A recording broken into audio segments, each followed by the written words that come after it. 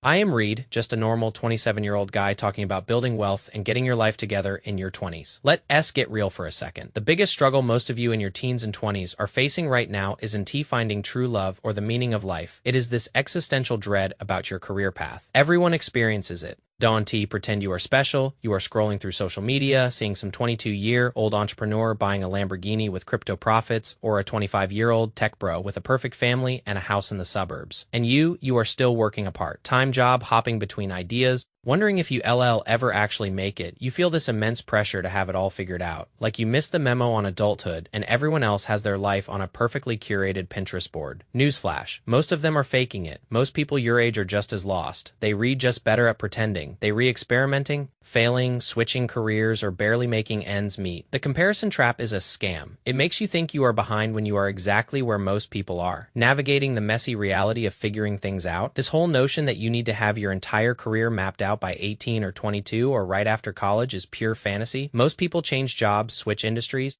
and sometimes completely reinvent themselves multiple times over. And that is not a bug, it is a feature. Your 20s aren't about finding the one perfect lifelong career. That is a childish fairy tale. Your 20s are for exploring, for dabbling, for making mistakes that don't bankrupt you. So stop asking, what is my dream job? Because dream jobs are for people who dream, not for people who actually want to build wealth and freedom. Instead, ask yourself, what skills do I actually enjoy building or doing? That mindset shift from chasing a nebulous dream to accumulating tangible skills will propel you light years ahead. The first, and frankly, most crucial thing when it comes to navigating your career or whatever you want to call your income-generating activities is understanding the importance of skills. Stop obsessing over finding the one perfect career. That is just another form of analysis paralysis. Think about skills. Think of them as building blocks, a bucket, a skill stack. Every job, every project, every side hustle teaches you a new transferable skill. We retalking communication, problem solving, leadership, negotiation. These aren't just buzzwords on LinkedIn. These are tools, real, tangible tools that you can carry into any job, any industry, anywhere on the planet. These are the assets that don't depreciate, the currency that never goes out of style. Let us take real estate as an example. Real estate involves sales, it involves networking, it involves high-level communication. If you can truly hone those skills, they will make you successful, whether you are in business,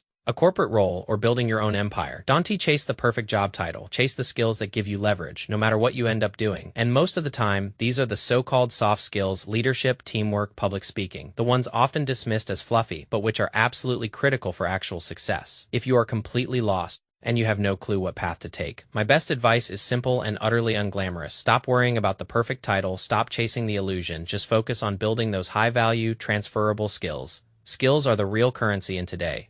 Economy, not fancy degrees or job titles. You might not know if you want to be in real estate, tech, finance, or marketing, but if you are building skills like sales communication, problem solving, negotiation, or even some foundational technical skills, you are making yourself undeniably valuable, no matter which direction your whim takes you. Think of skills as tools in your backpack. The more you collect, the more doors you open, even if you have no earthly idea where you are headed right now. Having those skills ready means that when an opportunity, a genuine opportunity, not some get-rich-quick scheme, shows up, you are prepared to seize it. Now that we've established the undeniable supremacy of skills, the next critical phase, and one that most young people completely botch, is the discovery phase. Why do they botch it? Because when you are knee-deep in discovery, you are probably not making a lot of money, and a lot of people prioritize immediate income over genuine exploration, which is a short-sighted mistake that will cost you dearly in the long run. The reason you are not swimming in cash during discovery is because you are trying out a bunch of different things, and that is precisely the point. We all need a discovery phase. It is where we give ourselves permission to try new things, to explore, and most importantly, to make mistakes that teach us invaluable lessons. You are not supposed to magically know your calling at 19 or 22. That is just more pressure from a society that values certainty over actual growth. Your 20s are a time to test different interests, to try out internships, side hustles, or even hop from industry to industry, just to see what actually sparks something inside you. Most people, even your parents and grandparents, didn't stick with their very first job. They experimented, they found new things. You need exposure. Try real estate, try marketing, try coding, try sales, whatever piques your curiosity, because even if you try something and you hate it, that is a win. You've learned what doesn't fit, and that knowledge is just as valuable as finding what does fit. This is why testing new industries is so important. For example, I do data analytics, and I love cars. I am passionate about the automotive industry, so data analytics in that space is interesting to me. But if I were doing data analytics in, say, the fast food industry, I might not enjoy it as much. much. Even though I still like data analytics as a skill, see, the skill is the constant, the industry is the variable. So if you find a job you generally like, but the environment or industry isn't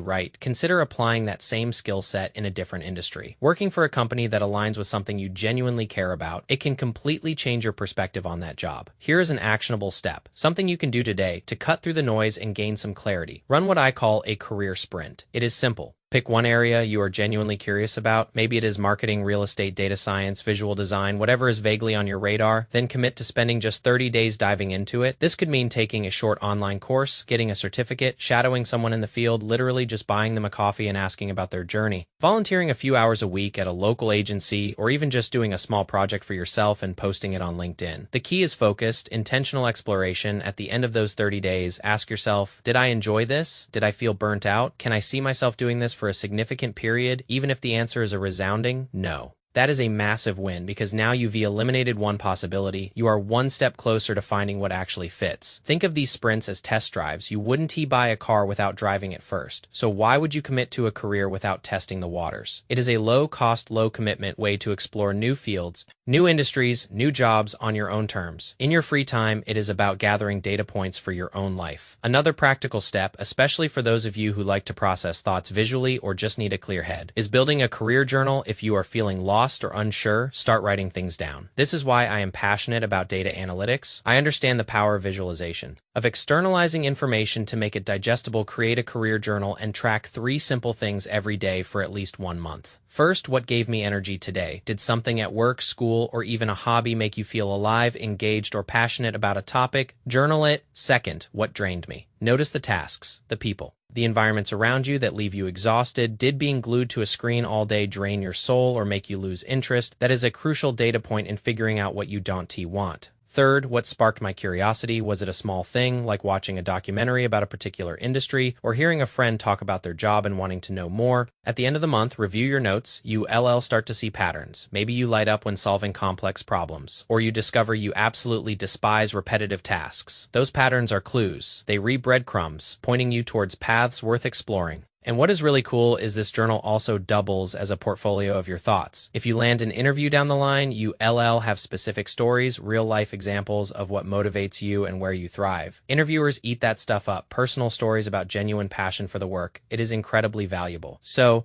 we've talked about building skills, doing career sprints, and being open to discovery and experiments. Now let us tackle a few other uncomfortable truths. First, networking and mentorship. I know. It sounds like corporate jargon, but hear me out. Who you know can genuinely open doors that your resume alone will never even sniff. Find mentors, join relevant online or offline groups, and actually reach out to people in industries that intrigue you. When I was trying to get my corporate gig, I spent hours on LinkedIn. Messaging recruiters, I probably messaged 30 or 40 of them, and maybe only 1 or 2 even responded. But that one right connection, that single conversation, can completely change your trajectory. A simple message like, hey, I'm interested in what you do. Can I buy you a coffee and hear about your journey? Or can I set up a brief virtual meeting with you? Can go a very long way. Most people, believe it or not, are far more open to talking than you'd expect, especially if they see a young, passionate, driven person who genuinely wants to learn. Many will lean into that and want to help you out. Beyond networking and mentorship, we need to be brutally honest with ourselves and align our passions with life. As practicalities, I am not going to sit here and tell you to just follow your passion, because frankly, that is often financially suicidal. You need to think about money. Let's not pretend otherwise. We need to live. We need stability. We need opportunity. The real sweet spot, the adult sweet spot, is where your interests, your developed skills, and actual job market demand all gracefully overlap. You don't want to chase money alone, because let's be honest, people who only chase money are almost never truly happy.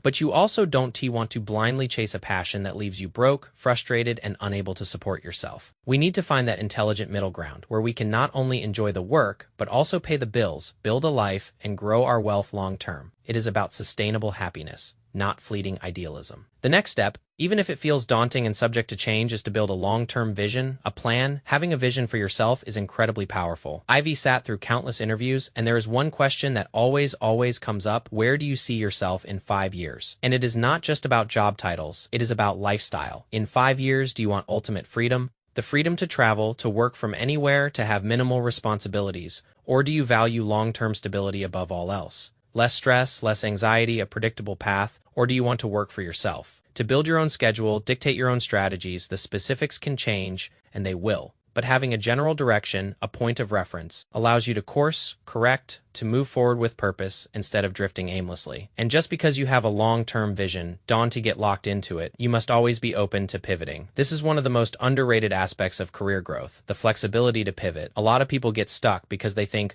well, I've already invested years into this. I can change now. That is a sunk cost fallacy, pure and simple. The skills you build don't magically vanish just because you switch fields, they transfer. Some of the most successful people I know started in one lane and ended up in a completely different one. The key is recognizing when a path is no longer serving you, when you are unhappy, burnt out, and when there is a better opportunity for growth elsewhere. It takes courage to pivot, to acknowledge that something isn't working, and make a change. Don't let pride or the illusion of lost time trap you in something that no longer fits. Your happiness and your financial well-being are far more important than clinging to a past decision. So, as my little ramble session comes to a close, I want to leave you with this for anyone feeling completely lost. Here's the absolute truth. You are not behind, you are not failing. You are just in the messy, inconvenient, but utterly essential middle of your journey, and that is perfectly okay. Most people don't truly lock into a career path until their late 20s or even their 30s, and even then people evolve. The average person switches careers 3 to 7 times in their lifetime. So if you don't know what you want yet, relax, you are exactly where you are supposed to be. The key, the absolute non-negotiable key, is movement.